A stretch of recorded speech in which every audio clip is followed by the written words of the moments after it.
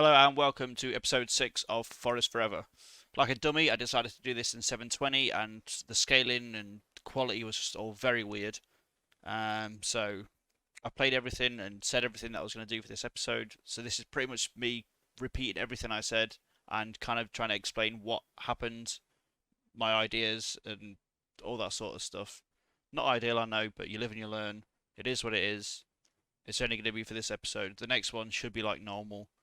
In the last episode, we faced Burnley and got absolutely stomped. I'm sure you've seen that before in the last episode. So we went from there and we went to Birmingham at home. We should have won this. They had 10 men for 30 minutes. We did not capitalise on that. Not acceptable. We then went to Stoke, who are also not doing that great. We was very late to equalise, but we also gave away the goal. So I guess we can say we were scoring perfectly fine in that game. Not good enough though. Preston, we finally caught a break and we got our first win after I think it was 8 games. But it was a very late and last-ditch goal thanks to Lyle Taylor. But we'll take that. Finally, we got some solid points. It's been a while. We then went into the cup against Watford and got beaten 1-0. It was a pretty tight game. We just didn't take our chances and we managed to stop them having a few big chances. The next game we went against Millwall and we drew. Also not acceptable because these are like 20th in the league. So that's more points dropped. We then had Middlesbrough at home, who we managed to beat 2-0, thankfully, because before that game I was in a little argument with Neil Warnock, who's the manager of Middlesbrough. Because basically the situation is that they have Alex Myton, who's a high potential player from Nottingham Forest. He's got him on loan. I said, yeah, we'll play him. No worries. I'm getting informed that he's not getting played. So I decided to give Neil a little ring and say, "Oi, Neil, what's going on? Why is he not playing? I want answers." We sent him to you in good faith. And Neil Warnock, being Neil Warnock, pretty much gave me a middle finger and said, "Piss off." So me and Neil aren't good friends. But after this loan deal's happened, Neil's not going to see any more of my players. I won't waste my time with him. I'll wash my hands of him. So that's why I'm glad we won that game. Pretty happy with that. Neil, if you're watching, have that one. We then went to Coventry and then got our comeuppance and lost 1-0. Back on the old downward spiral again by the look of it. Thankfully, we managed to snag a draw at Barnsley, which is just what we needed. If we could have seen out the game, we'd have had all 3 points. It's what it is. We'll take a point. It's better than nothing, which is kind of how I was thinking about all of these games. A point is better than nothing.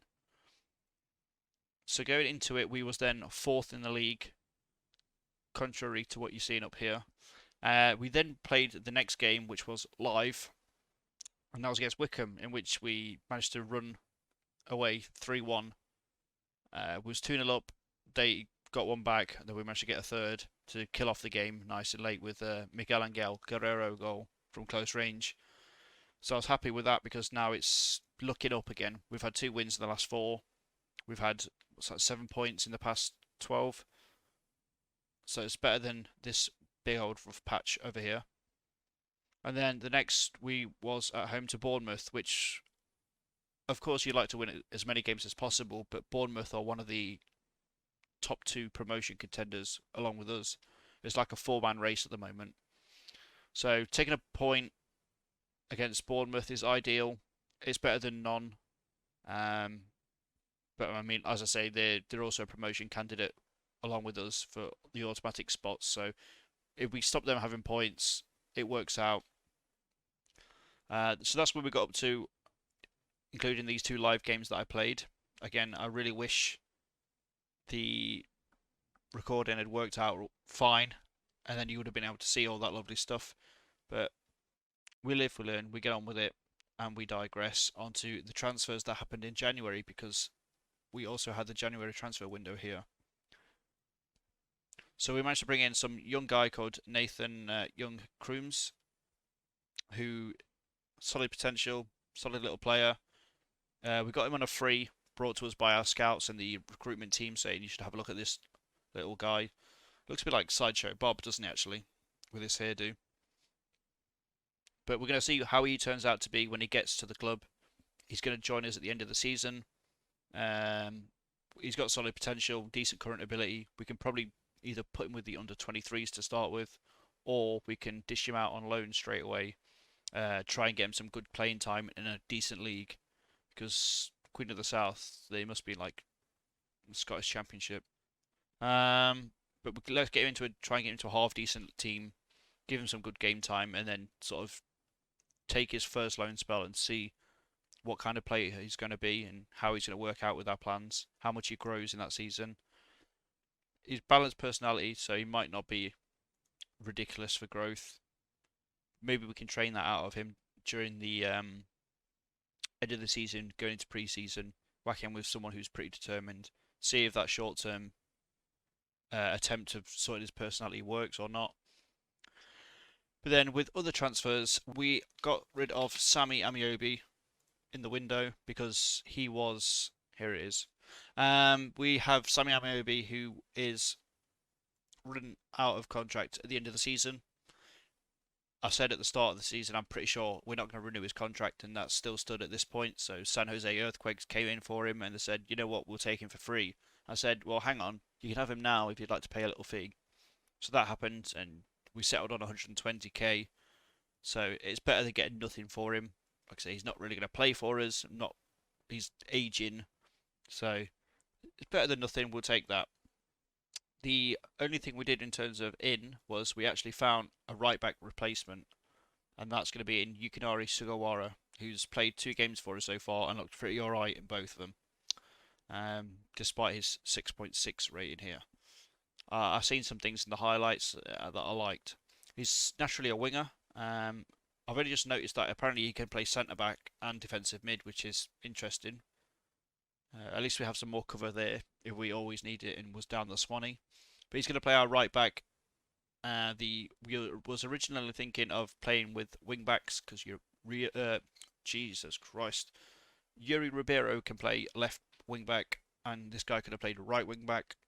But I decided against the 5-man formation because we have too many attacking people in the squad, and we should make more use of them because we need maybe like 1 or 2 more defenders to make that work, and probably get rid of 1 or 2 of these up top.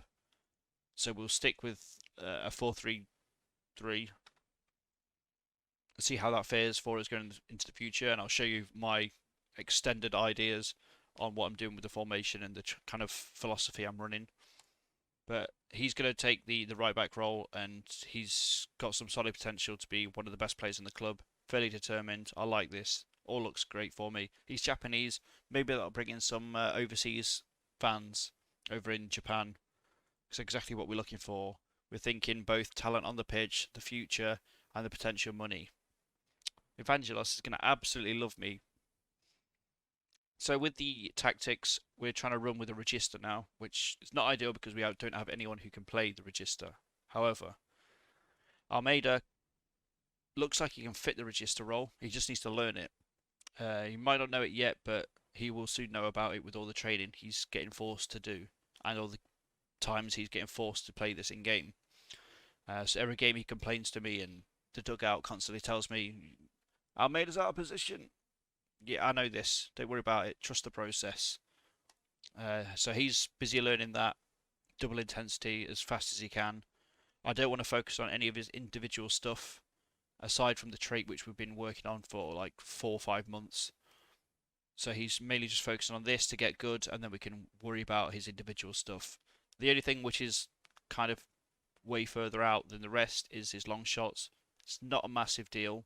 It's something we can maybe train in the future, but I'm not expecting him to be banging 40-yarders in or anything like that, so he's fine for that.